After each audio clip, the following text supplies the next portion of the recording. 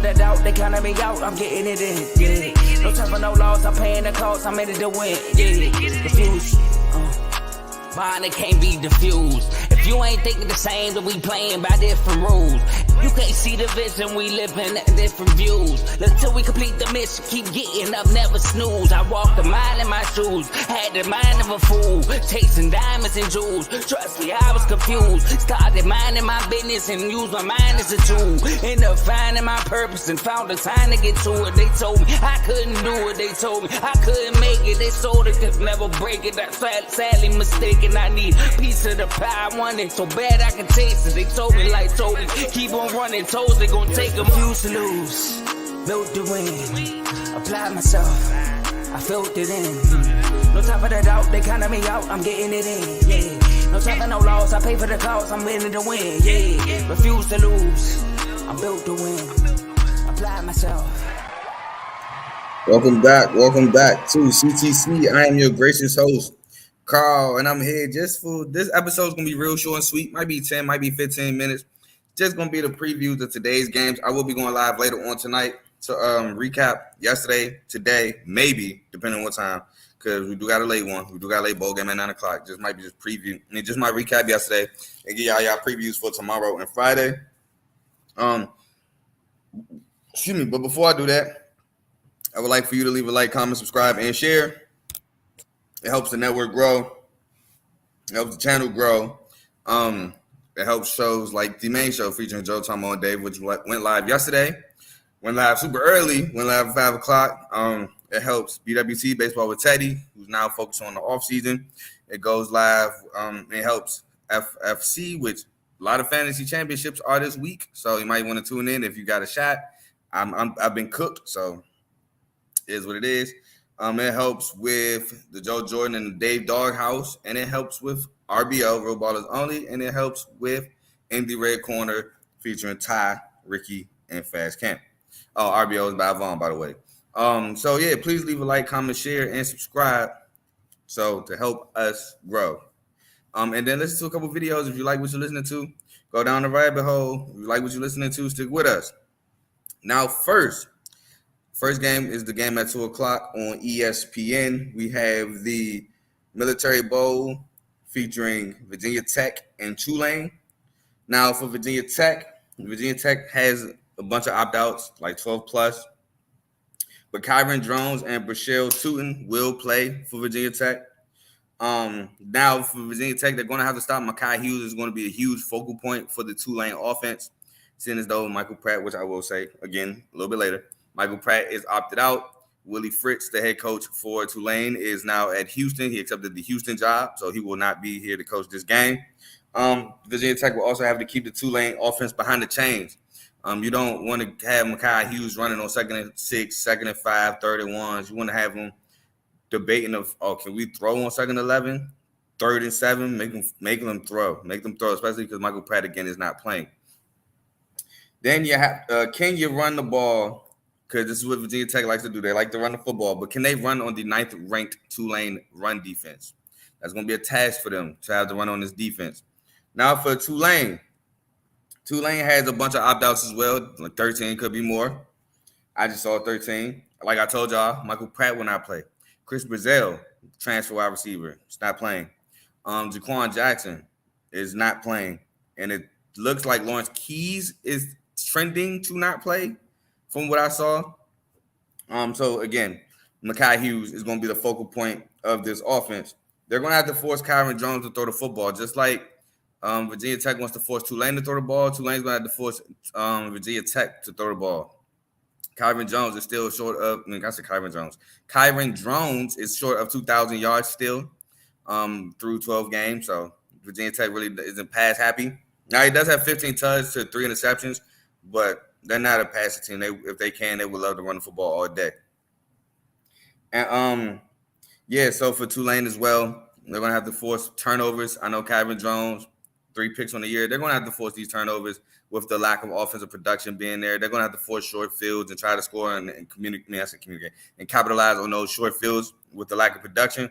But with that being said, I'm going to take Virginia Tech to win this game. A lot of production coming back for this bowl game. opposed to Tulane not having a lot of offensive production on their side of the football. I think Virginia Tech is able to score enough points to win the game. I don't think Tulane is going to be able to generate a bunch of offense. So I'm going to take Virginia Tech to win the Military Bowl. Now, next, we have the Duke's Mayo Bowl. North Carolina just keeps finding their way into the Mayo Bowl. They won it 2 years ago with Sam Howell, took that L to my South Carolina boys. Duke's Mayo Bowl is featuring North Carolina versus West Virginia. West Virginia is 5.5-point favorites. You can catch that game today at 5:30 on ESPN. UNC has a bunch of opt-outs, including Drake May, who is getting ready for the NFL draft. But and Tez Johnson. I mean, not Tez Johnson. Tez Johnson played for Oregon. Tez Walker, excuse me. Tez Walker is also not playing in this game. But they do have Amarion Hampton. Amarion Hampton, one of the finalists for the Doak Walker. He will play. So that he will be the focal point of this offense for UNC today. We don't know what to expect from UNC's starting quarterback for today. We don't know what to expect from him. I think I saw somewhere that he isn't a mobile guy. He came from using his legs. I think I saw that somewhere. But for UNC, they're going to have to stop Garrett Green. Garrett Green can use his legs. He has a pretty nice arm. They're going to have to stop him from using his legs. UNC, not really a really great defensive team. As you can see, if you remember the Georgia Tech game, Georgia Tech was able to run right through them, and that's when they were playing for something. So, yeah, they're going to have to find a way to stop the run game from West Virginia. Now, I know West Virginia won't have C.J. Donaldson, but still, with the threat of Garrett Green and these other backs that they have, West Virginia has a pretty serviceable run game. Now for West Virginia, they will have a bunch of opt-outs as well. And C.J. Donaldson, like I said, he's not playing, but that's due to injury. He didn't opt out. He's just not. Coach Neil Brown said he's trending not to play due to injury. But Garrett Green will be there, like I said, and he will have a lot on his plate. Garrett Green, he has to run the football effectively. And they're going against UNC, who has the 95th total defense. So, like I said, not a really good defense. They have to take advantage of that. They got to put points on the board. And you got to they got to make this quarterback who's never played, I don't think he's played in the game yet. They got to see what he's made of. Heat him up, see what he's made of. Let's see if he can make reads under pressure. Let's see if he can make reads, period. Force him in a lot of passing situations. See if he can throw the ball and carry them to victory. So, West Virginia's got to put points on the board, and let's just see if their defense can impose their will from there. And with that being said, I'm going to actually go with West Virginia just because, like I said, I don't know what to expect from this quarterback. UNC's defense is not great as it is, and I know what to expect from Garrett Green. Garrett Green is a pretty decent college quarterback. I know what I see is what I get from him. So I'm gonna take West Virginia to beat North Carolina in this game. Moving on, we have the Holiday Bowl. The Holiday Bowl is featuring Louisville versus USC or Southern Cal. 15th ranked Louisville, by the way. Louisville has about 10 opt-outs from what I saw. Oh, you can catch the game tonight at 8 o'clock on Fox. But they have about 10 opt-outs from what I saw. Jawad Jordan and Jamari Thrash will not play in the Holiday Bowl. They are getting ready for the NFL draft, and they chose to skip the game. But Jack Plummer will play. Now, Jack Plummer, boy, these turnovers. You can't afford these turnovers, especially against a terrible SC defense. We all know SC defense gives up a lot of points. Do not give turnovers to give them a chance or give them any spirit of thinking they can hang around. You got to put them out the game early, score early, and often. Do not give them new life with turnovers, which Jack Plummer has been prone to turnovers all year. Have to get stops. They got to get I think they need like maybe 3-4 stops. If they can get 3-4 stops with this SC defense, the game should be in hand because SC is not going to get stops. I'm sorry. And they're going against the 121st scoring defense. Like I said, terrible. This defense is terrible. There's only 139 colleges. SC ranks 121 in scoring defense. That is not good, obviously. Now for SC, they got a bunch of opt-outs. And Caleb Williams and Brendan Rice are not playing due to the NFL draft. They're getting ready for the draft. Caleb Williams is projected to be number 1. He's projected the best prospect in the draft. Brandon Rice is a pretty good receiver in his own right. I know Mario Williams is not playing. He's opting to transfer out. And Malachi Nelson is also opting to transfer out of SC. Defense, they got to step up. We haven't seen it all year. Maybe with the opt-outs and maybe with a bowl game, maybe they step up. But they have to step up. And this SC defense has to step up and get turnovers, create short fields for whoever's going to be at quarterback. Got to create opportunities to score because they don't, the game's going to get ugly early. And they got to generate offense from somewhere. They lose, like I said, Brendan Rice, Mario Williams, Caleb Williams. I didn't see that he wasn't playing, so Marshawn Lloyd is going to be huge in this one, being able to run the football. But if Louisville can key in on that run game, somebody somewhere else is going to have to generate something. Now, with that being said, I'm going to go ahead and take Louisville in this game. Coach Brom, Jeff Brom, there we go. I was about to say Brian. Coach Jeff Brom, this is his first year at his alma mater. I think he's going to have these boys ready.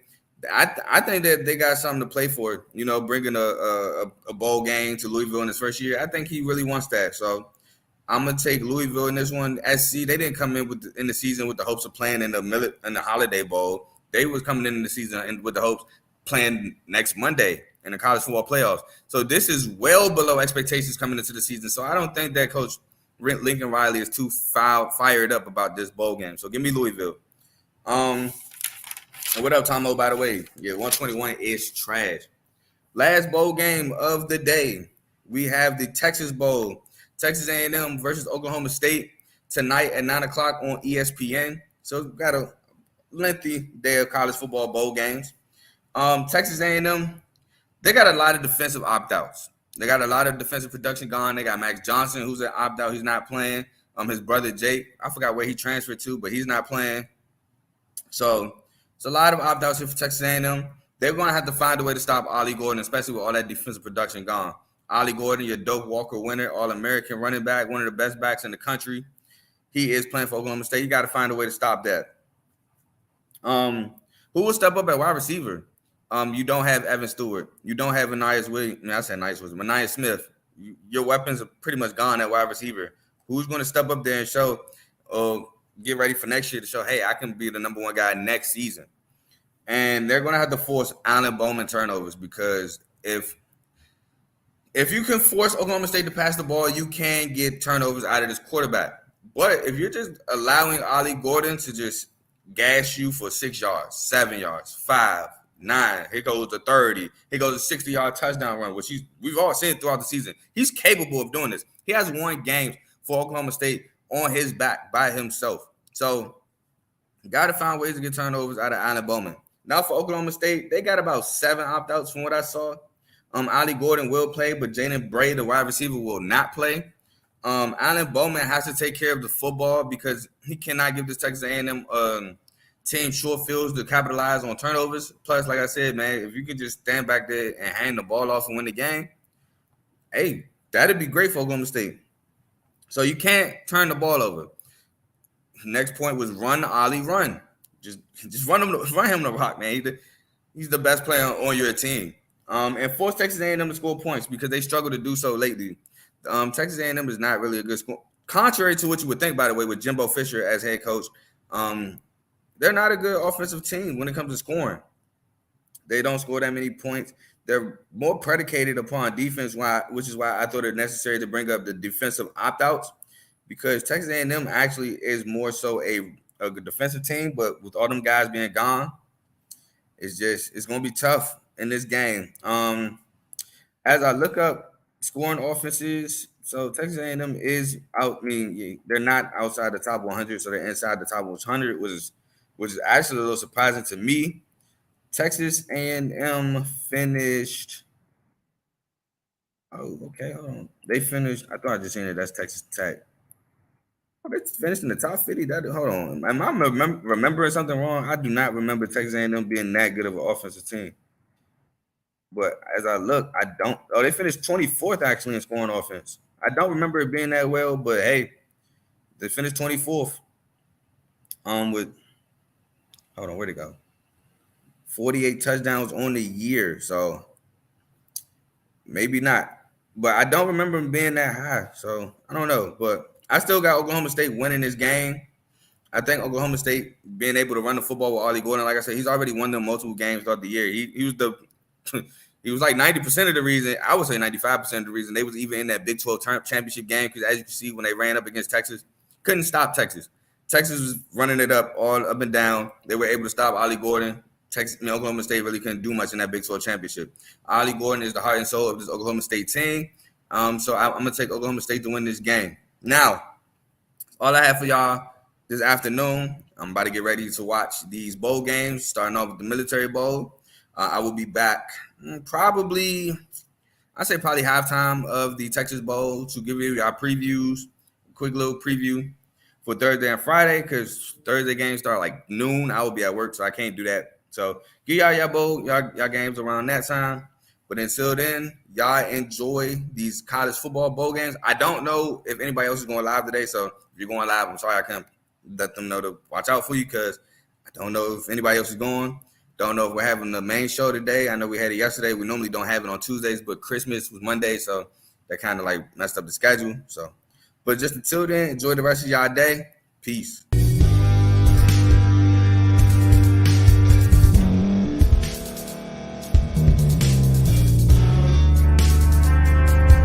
Thank you for staying to the end. If you're watching this on YouTube, please like this video, subscribe, and also hit that notification button so you can be notified next time we put out a video. If you're listening on any podcast platform, subscribe and hit that notification button, y'all, so you can be notified we put out another podcast audio. And last but not least, hit that share button. No matter what you're listening to or watching it, hit that share button and send it to somebody that you know that would love to watch this episode you just listened to. So once again, thank you for staying to the end, and we'll see y'all at the next episode.